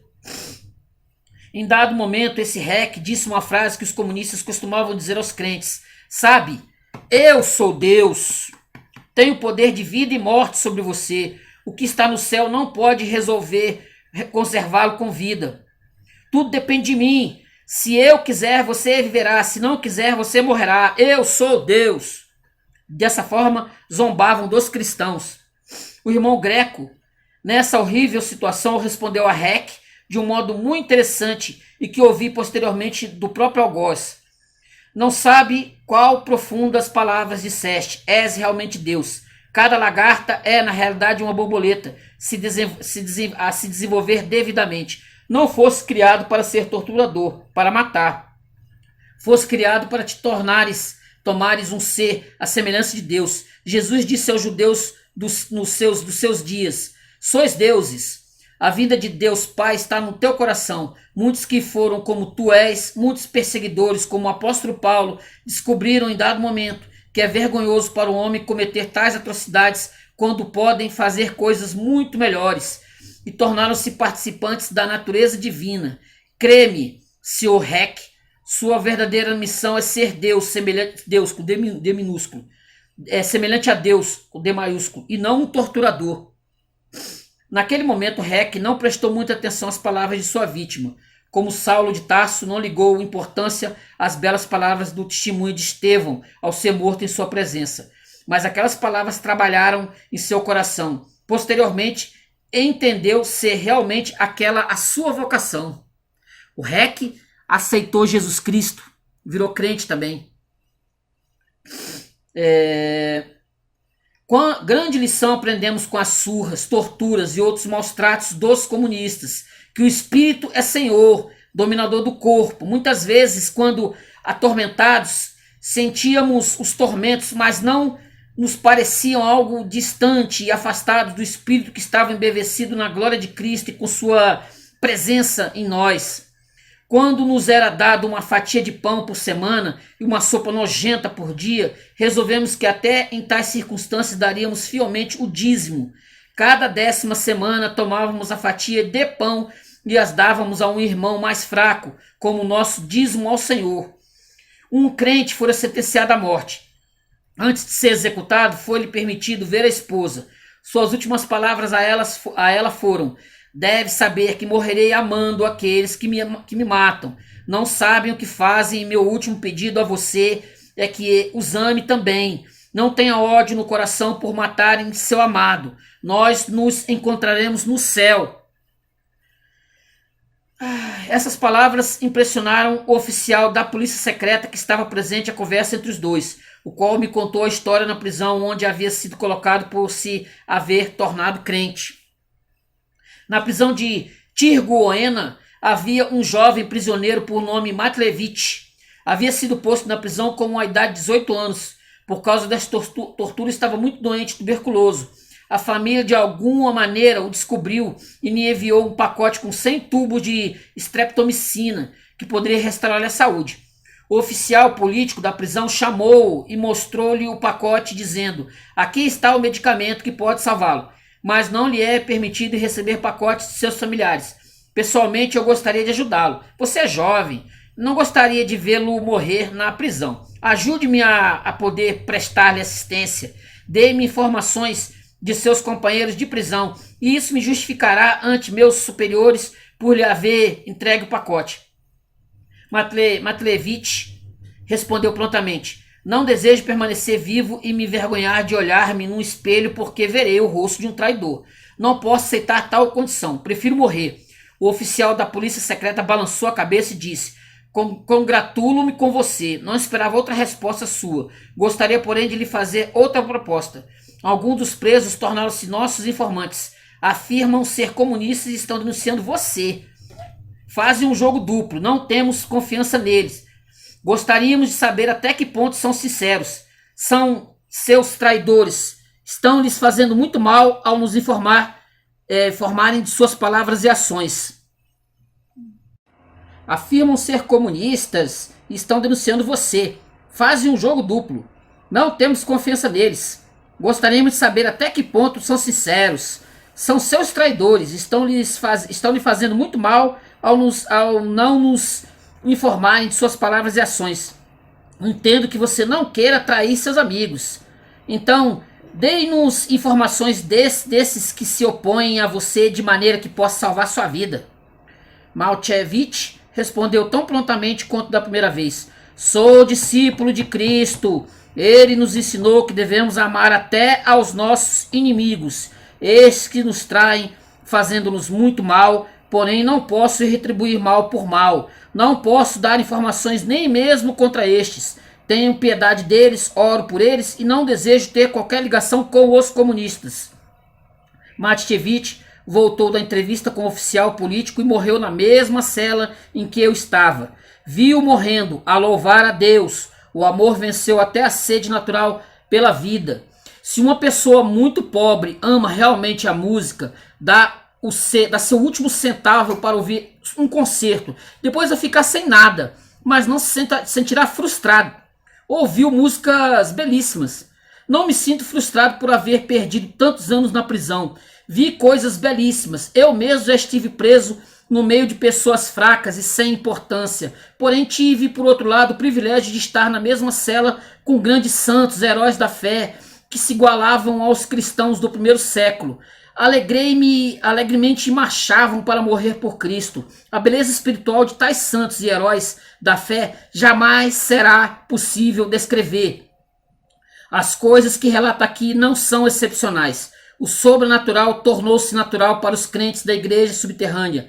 A igreja subterrânea é a igreja que voltou ao primeiro amor. Antes de entrar na prisão, eu amava muito a Cristo. Agora, depois de ter visto a noiva do Senhor, seu corpo espiritual no cárcere, quero afirmar que amo a igreja subterrânea tanto quanto amo ao próprio Cristo. Vi a beleza dela e seu espírito de sacrifício. Extraordinário. O mínimo. A humildade absoluta, né? A humildade de se reconhecer, por exemplo, um servidor de Jesus, de Cristo, estar na prisão, sofrer pra caramba, sofrer todos os tipos de torturas que vocês possam imaginar, e mesmo assim ainda amar o torturador. Quem é capaz de fazer algo desse naipe? Quando você crê, quando você é cristão, quando você crê no Espírito em Cristo, quando você crê, isso se torna uma coisa absolutamente normal. Você não vai odiar o pecador, você vai odiar o pecado. E é isso, o exemplo estava aí. Ele simplesmente não odiava nenhum dos torturadores dele em mais de 14 anos de prisão. Em nenhum momento você vai ver no livro ele falando mal de nenhum dos comunistas, vai falar mal do comunismo, que é uma praga, que é uma maldição, que é uma coisa pavorosa, é uma ideologia de morte que está aí. Ela não desapareceu com o fim da Cortina de Ferro, da queda do Muro de Berlim, com o fim da União Soviética, dos países do bloco comunista. Ela não desapareceu, ela está aí rondando, ela ronda, entendeu? Um espectro ronda a Europa, ronda a América do Sul, o espectro do comunismo. Tá aí, você vai sofrer. Você como cristão, se você fosse viajar para a Coreia do Norte, fosse pregar lá o evangelho, pegar a Bíblia lá, como eu falei, se você fosse pegar a Bíblia, isso aqui, cada pedacinho da Bíblia, cada página da Bíblia, num local como, sei lá, uma prisão da Coreia do Norte, isso aqui vale ouro. Isso aqui vale ouro. Cada pedacinho. Foi o que eu falei.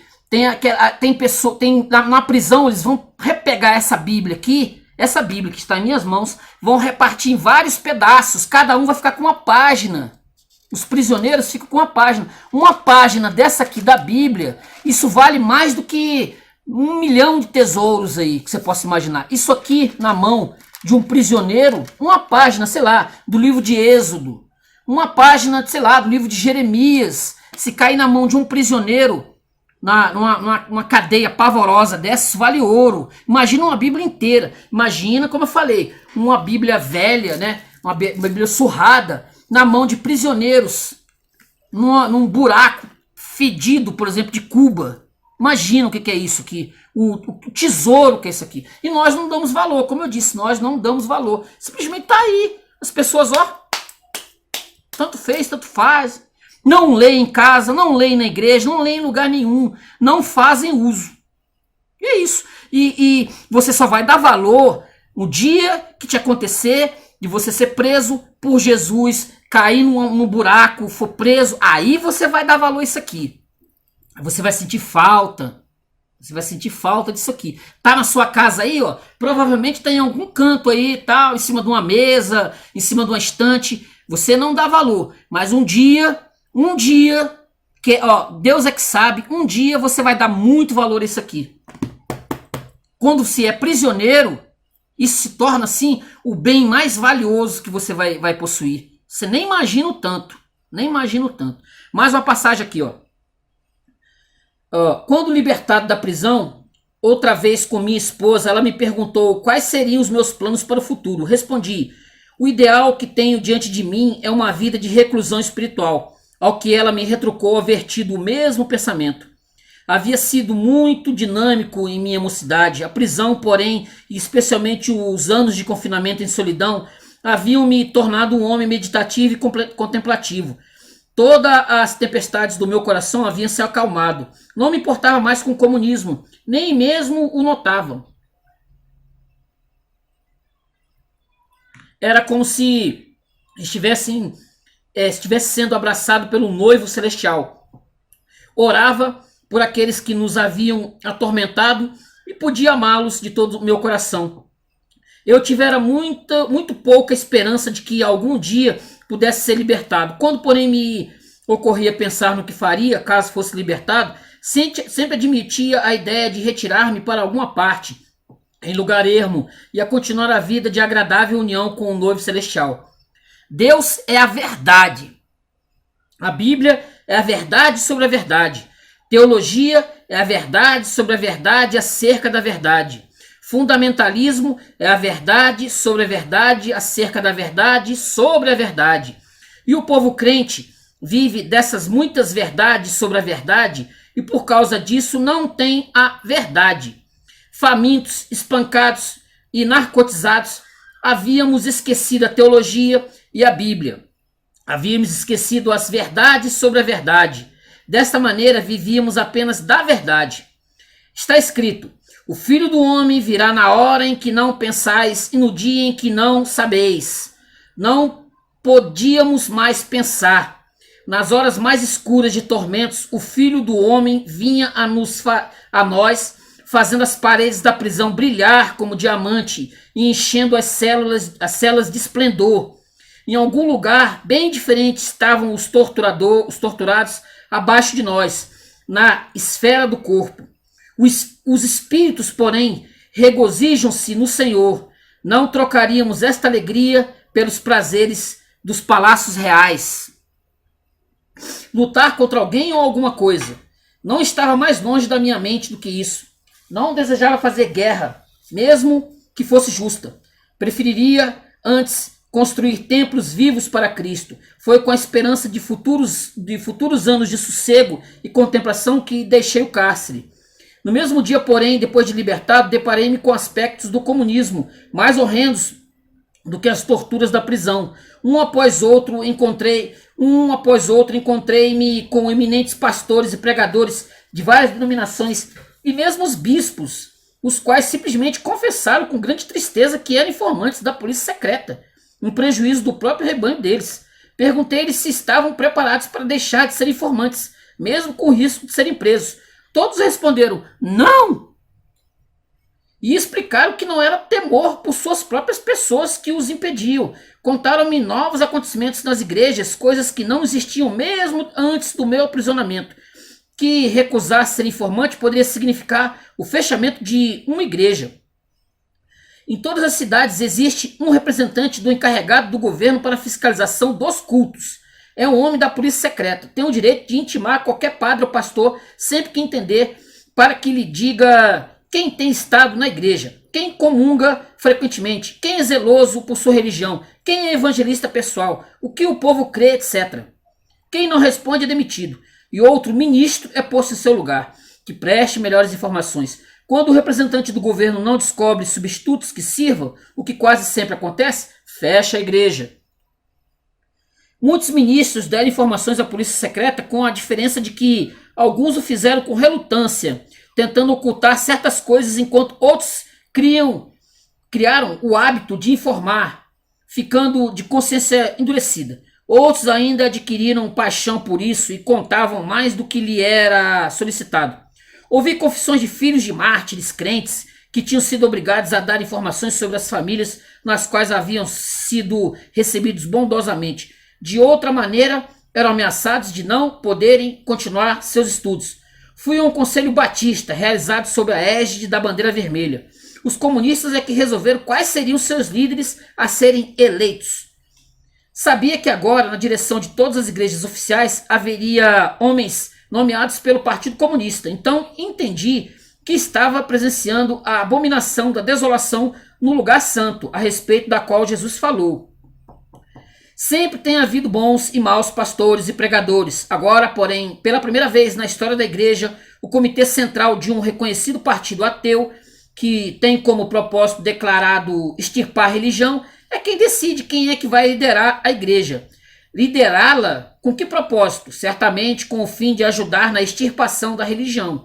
Lenin escreveu: toda ideia de religião, toda ideia de Deus, mesmo sob namoro com a ideia de Deus, é uma inexprimível vileza, da mais perigosa espécie e contágio, da mais abominável forma. Milhões de pecados, ações imundas, atos de violência e contaminação física não são muito menos perigosos do que a sutil ideia espiritual de um Deus.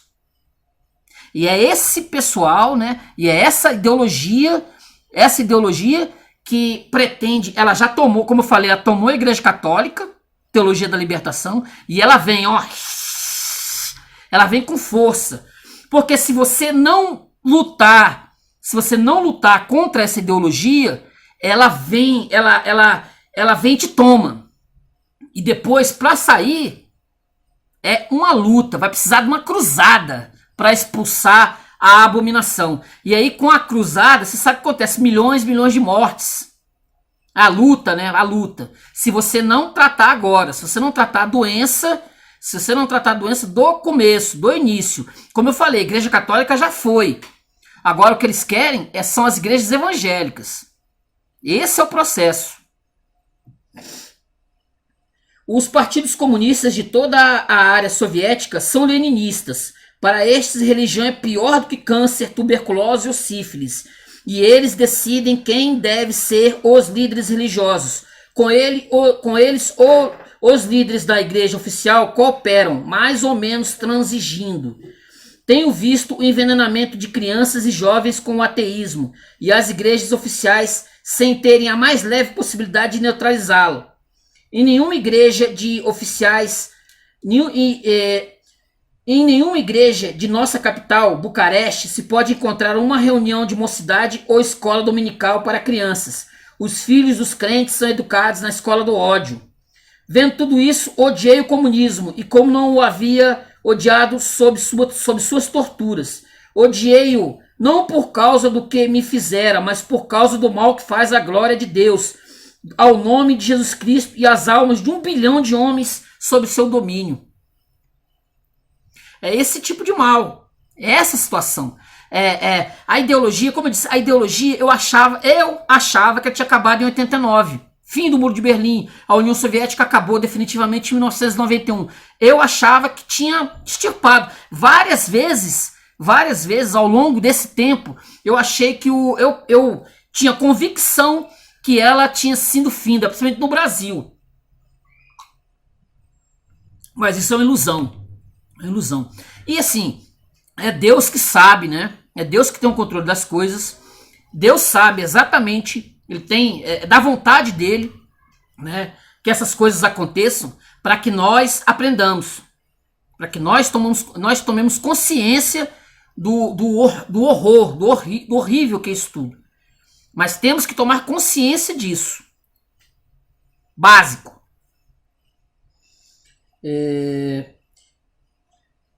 Camponeses vieram de todo o país para ver-me e disseram-me como estava sendo conduzida a coletivização. Agora eram escravos famintos nas fazendas e vinhedos que antes lhes pertenceram. Não tinham pão, seus filhos não tinham leite nem fruta. Quando este país dispõe de riquezas naturais que se igualam às de Canaã, das Canaã antiga.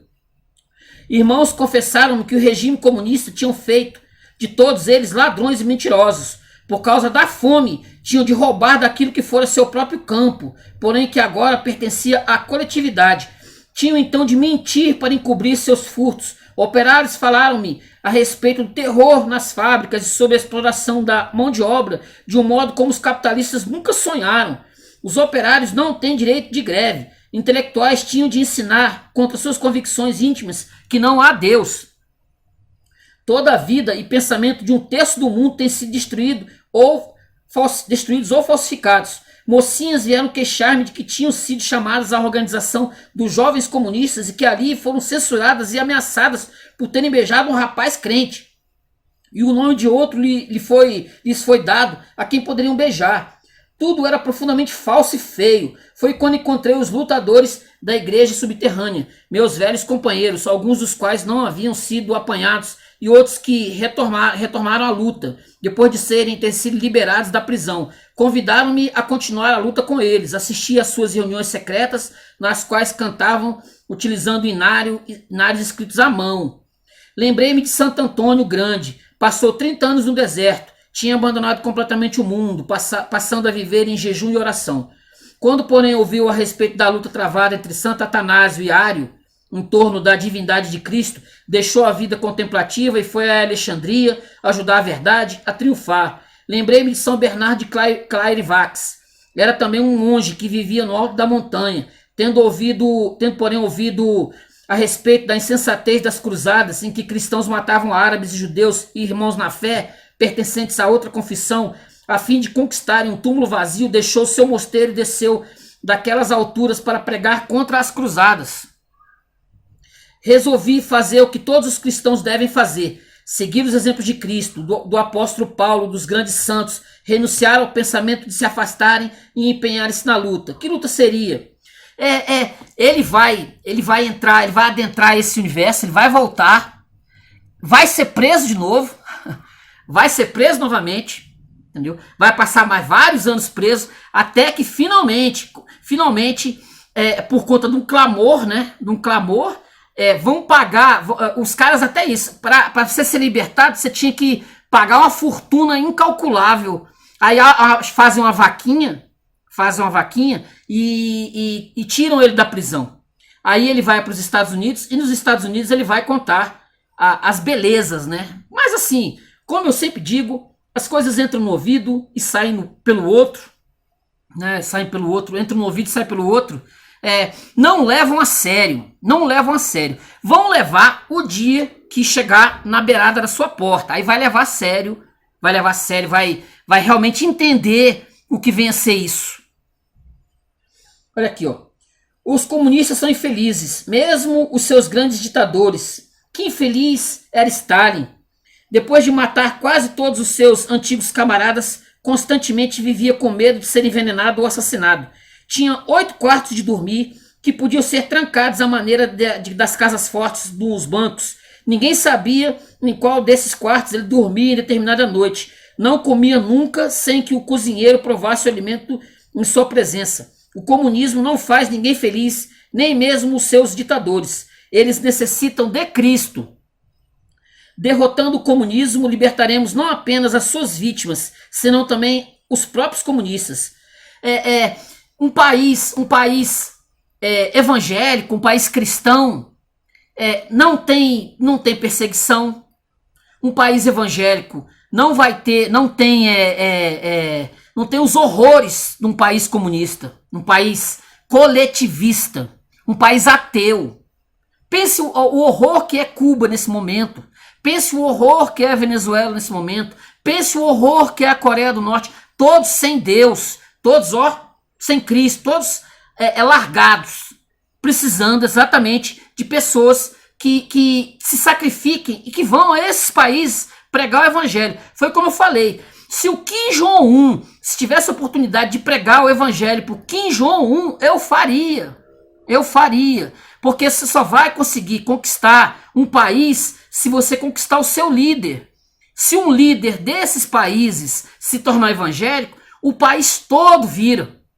O país todo vira. Não você pode até converter, fazer serviço de missões com pessoas não humildes, mas o mais importante é você encontrar o cabeça, aquele que está no topo. Se você converter, por exemplo, um Lula, você converte todo o PT. Todo o PT, porque o Lula, ele é a base, né, desse triângulo, dessa cadeia alimentar aí.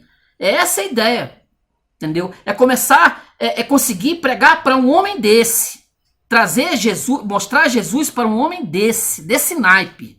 Exatamente aí, exatamente isso aí. Deixa eu ver se tem mais alguma passagem aqui, porque o vídeo já ficou muito longo. E deixa eu ver se tem mais alguma coisinha aqui para fechar aqui. Deixa eu ver aqui. Deixa eu ver aqui. Peraí, só um momentinho. Ó, os crentes livres podem ajudar enviando bíblias e porções bíblicas. Há meios pelos quais elas podem ser mandadas com segurança para as terras comunistas. Desde que saí, já enviei muitas que chegaram a salvo. Há meios certos de mandá-las, caso vocês crentes livres as providenciem para os seus irmãos e irmãs das igrejas, né? Quando eu ainda estava na Romênia, recebi muitas bíblias que entraram por determinadas vias. Os meios de mandá-las não constituem problema, somente que elas sejam providenciadas. Há grande necessidade delas. Milhares de crentes não têm visto bíblias nem evangelhos a partir de 20 a 50 anos atrás nos países satélites, nos países comunistas. Você mandar uma bíblia, conseguir enviar uma bíblia para um crente na Coreia do Norte, em Cuba.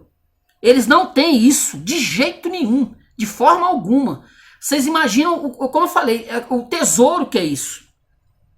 2 camponeses muito sujos um dia chegaram à minha casa, tinham saído de sua vila para conseguir trabalho como paleadores de terras geladas durante todo o inverno, a fim de adquirirem algum dinheiro, com a leve esperança de poderem comprar uma bíblia velha e rota para sua vila.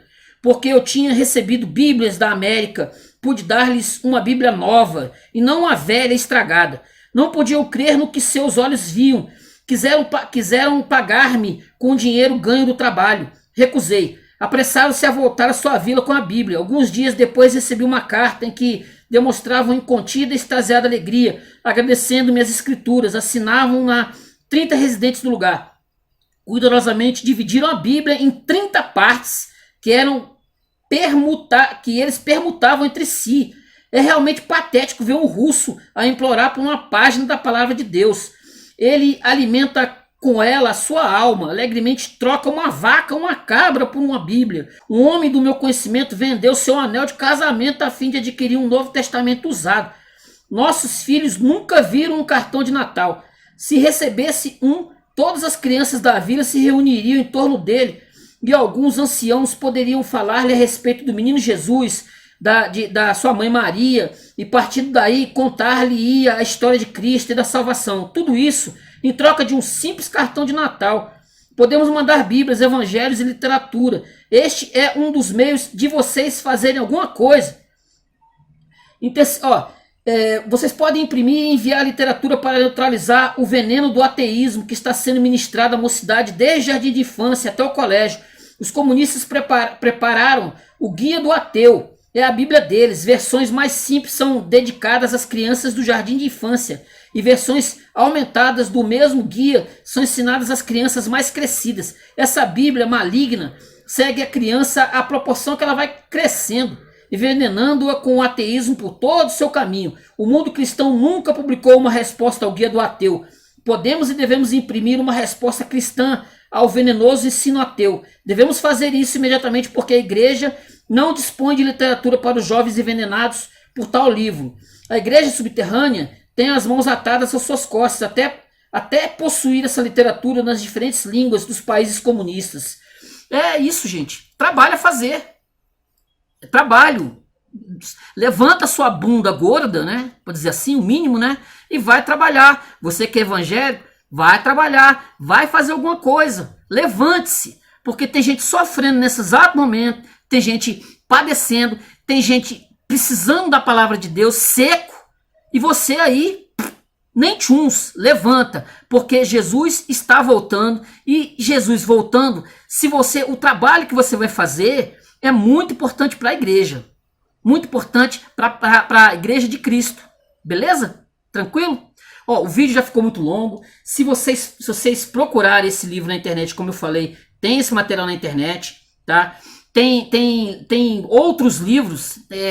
A internet ela é recheada de materiais. Você tem boa literatura. Não precisa ler livros horríveis. Não precisa ler livros patéticos que existem por aí. Tem boas literaturas. E esse é um dos bons, tá? Então, eu falei sobre Torturando por um Amor a Cristo, do Richard Windenburg. Beleza? Então, fica aí, gente. A Igreja Mártir do Presente, Torturado por Amor a Cristo, foi esse material que eu falei um pouquinho aqui, beleza? Então dá uma olhada aí, pega o PDF e lê o livro todo, porque o livro vale muito a pena. Curte o vídeo, se inscrevam no canal, comentem, canal Paulo Dharma 1970, beleza? Falei um pouquinho desse livro extraordinário. O livro só tem 82 páginas, mas dava para fazer assim uns 5 vídeos fácil, se eu fosse me estender. Dava para fazer uns 3, 4, 5 vídeos fácil, beleza? Então curta o vídeo, se inscreva no canal e comente aí. Valeu, até a próxima, gente. Que a paz de Cristo, que a paz do Senhor Jesus Cristo estejam com todos aí nesse mundão de Deus, E leiam a Bíblia. Ler a Bíblia é muito importante. Tem pessoas nesse mundo que estão secas para ter um pedacinho que seja disso aqui. E você com a sua Bíblia aí encostada num canto, sem ler. Você pensa em tantas coisas, né? Mas na